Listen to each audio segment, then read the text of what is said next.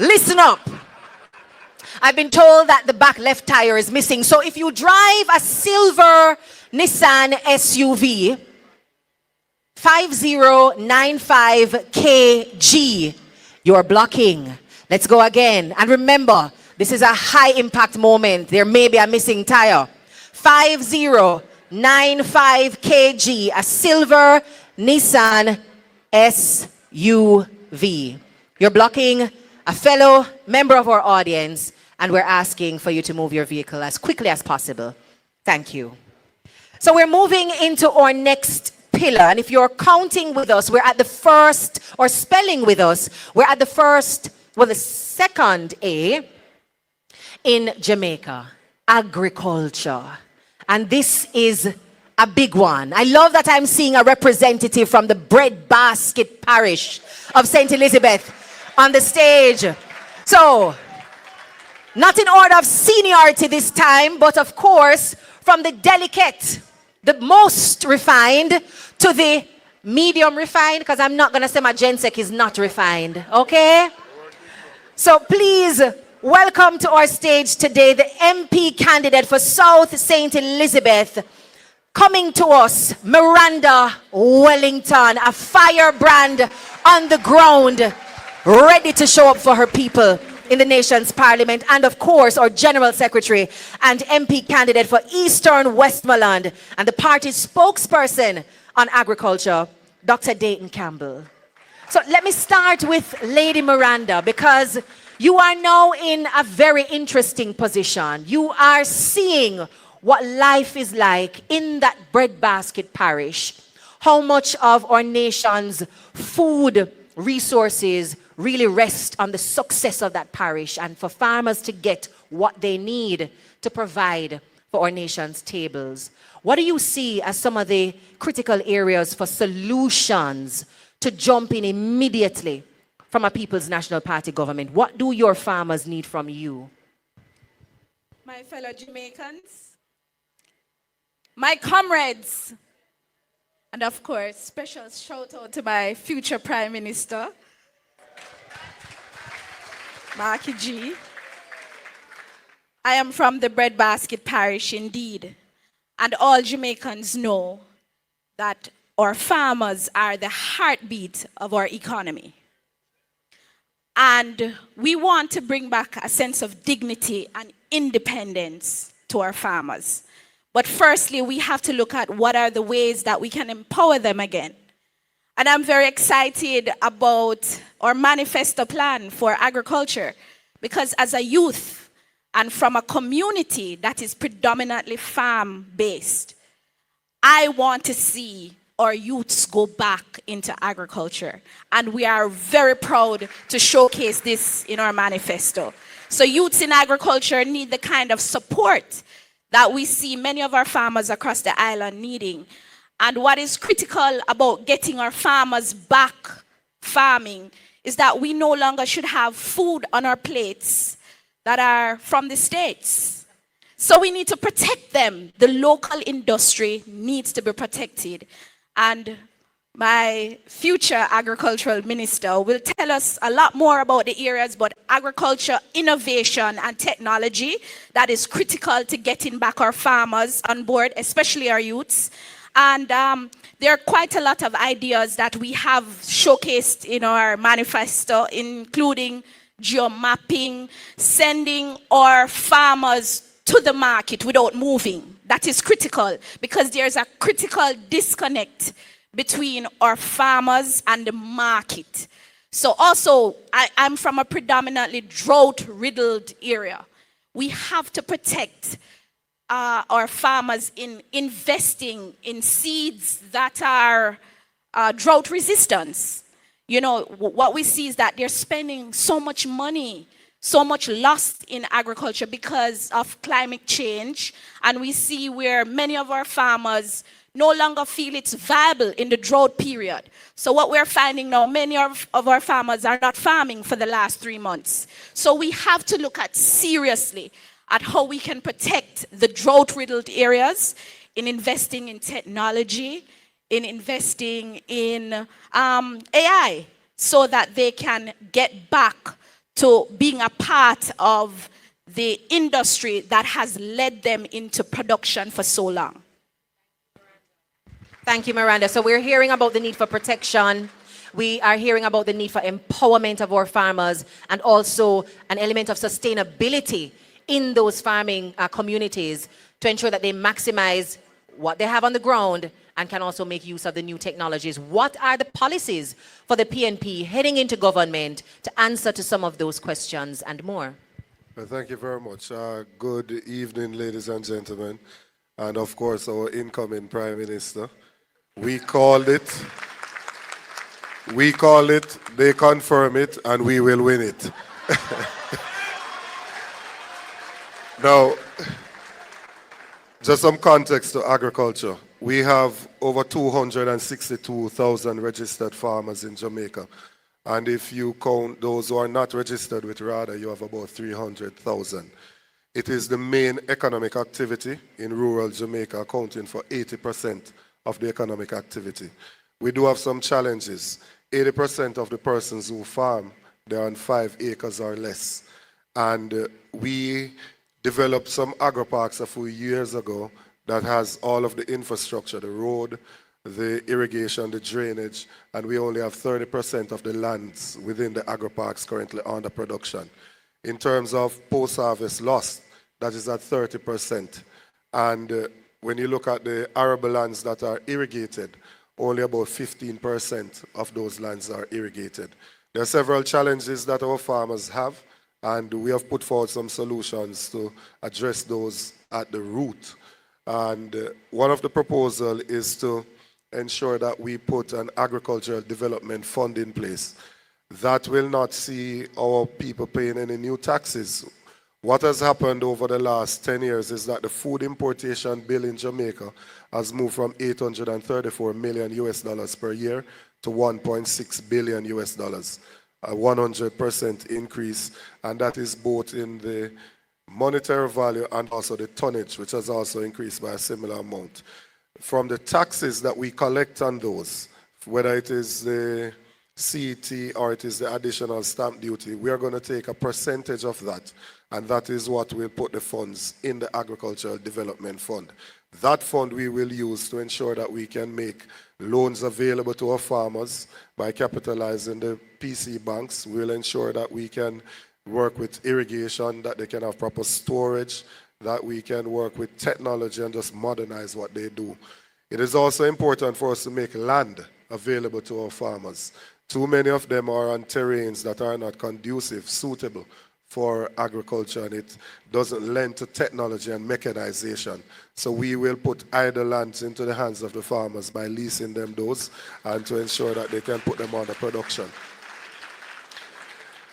In terms of our school feeding program that Senator Crawford spoke about, if you look at, and I'll just use 2 examples of constituencies that I'm familiar with. If you use Eastern Westmoreland, if you're in the Darliston area, you have Darliston Primary, you have Maud MacLeod, just outside you have Enfield, and you have Chantilly. What we will do is, in order to provide that one warm meal, we will have our farmers produce those things. So the schools will have to do the menu and tell us what the needs are. So they would say to us that this school is going to require 500 pounds of Irish potato or 300 pounds of pumpkin or X amount of pounds of callaloo. And then we will send our local farmers to go and produce those things, and they will have a guaranteed market in the schools. We're going to spend $9 billion on that.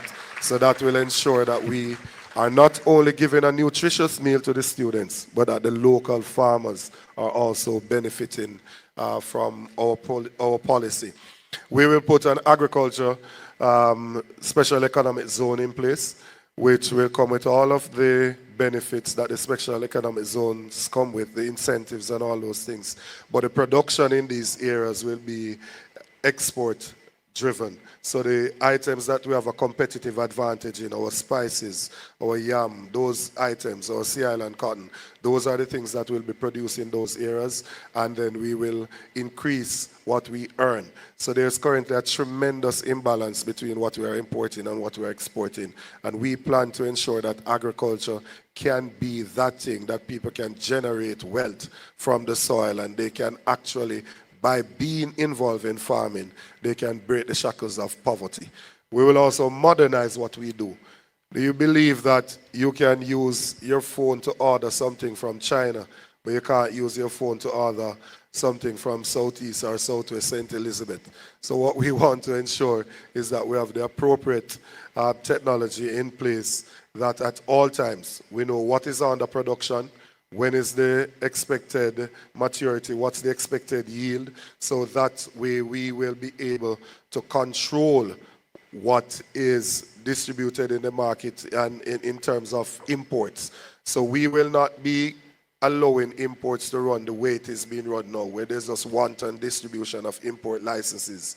We will only go to imports when we cannot find those items locally. And in the import system that we'll have in place, it will be a transparent system, not geared towards friends and company, but one that is geared towards the benefiting the farmers themselves. So if they're producing and they're selling and they don't have the items, then they will get some of the permits to import the items so that they can continue to take care of themselves and their families. Profitable, equitable, and modern. Thank you very much, Comrade General Secretary. Now we have a young member of the audience joining us on stage with a question. Please introduce yourself and, of course, pose your question. Hello, good evening, everyone. My name is Shari Ann Henry, and to you, Dr. Dayton Campbell. You know, many young persons across Jamaica, we don't see agriculture as attractive, and it's all about getting your hands dirty. So how do you plan the People's National Party, when it forms the next government, how do you plan to digitize agriculture in Jamaica and make it more attractive?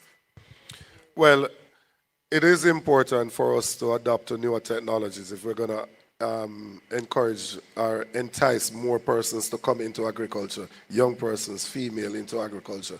So it is a core part of what we have planned. We do have our SMART program, which is Sustainable Management of Agriculture through Research and Technology. So if you look at a youngster that would be out there now watching their parent plant an acre of lettuce, if that person was to use a hydroponic system, which doesn't involve soil at all, because what you need for things to grow, you need three things. You need sunlight, you need hydration, and you need nutrients. So by using a hydroponic system, if you set up, say, a 5,000 plant hydroponic system, and lettuce on the hydroponic system would take 5 weeks for it to mature, as opposed to 10 weeks in the soil, you would be able to plant 1,000 seedlings each week, and therefore, after 5 weeks, you'll start reaping 1,000. If each comes to a pound, you'll be reaping 1,000 pounds per week. If you're selling lettuce at $250,000 a pound, you'll be making $250 a pound. You'll be making $250,000 per week. So by showing young people these numbers, having the Agriculture Development Fund that can assist them with a start in setting up their infrastructure, we envision from that we'll be able to entice more persons to get involved in it. We'll also be focusing on backyard farming and urban farming so that more people can see the value of agriculture and can produce things even for their household needs. So it is something that we'll be working with the schools to just change the mindset. We were taught in a way that it is when you fail that you take up agriculture. A common saying in country is that, you know, the children don't make it and say, "Me have two farm for fear," or whatever it is, to suggest that it is when you do not excel academically, you go into farming. We want to change that mindset to make agriculture into a real career choice and show that you can generate wealth from it. Dr. Campbell, I just wanted to add to that. We need to invest in value-added product. And a part of our manifesto is that we'll be looking on crops that are in excess. And we have to look at the other ways to make it profitable, because many of our young farmers may not be interested in the dirt farm, but the value-added products, such as our canning goods, teas, seasonings, and we have to look at the juices, the secondary level to production in agriculture. And I just wanted to add to that also, we have to look at the fact that we have to give our farmers a start again. We have to make them accessible to better loans in our credit unions. Farmers need a start also, not just small businesses. Farmers need to have access to better loan facilities, and this is what our manifesto showcases also. So I just wanted to add that part also. Thank you. Thank you very much. And thanks as well, Sharian, for posing a question from the audience. I think everyone here is stimulated and even more curious to scan that QR code, download the full manifesto, and put each of these conversations into context for what's happening in your community and your constituency. Sharing as well that we will be sharing in a sort of drip fashion, strategically, new elements of the manifesto. So we have the full manifesto available tonight, and of course we'll have it in audio version, and then in another couple of days you will be exposed to Manifesto Light, which is not the light version of what we have ready tonight, but quick bursts of information on new, fresh policies and ideas. So when it's time for Manifesto Light, I want to make sure your belly is full from the Manifesto Heavy, so that we can have dessert together and explore what more is in store with the PNP. Thank you very much, Miranda Wellington, Dr. Dayton Campbell, and Sharian Henry. We're asking you to stay on stage as we make welcome another member of the creative and performing arts industry. Her name on her birth certificate is Janelle Owens, but as a performer, you may call her Yinga. Please welcome our violinist this evening, Yinga.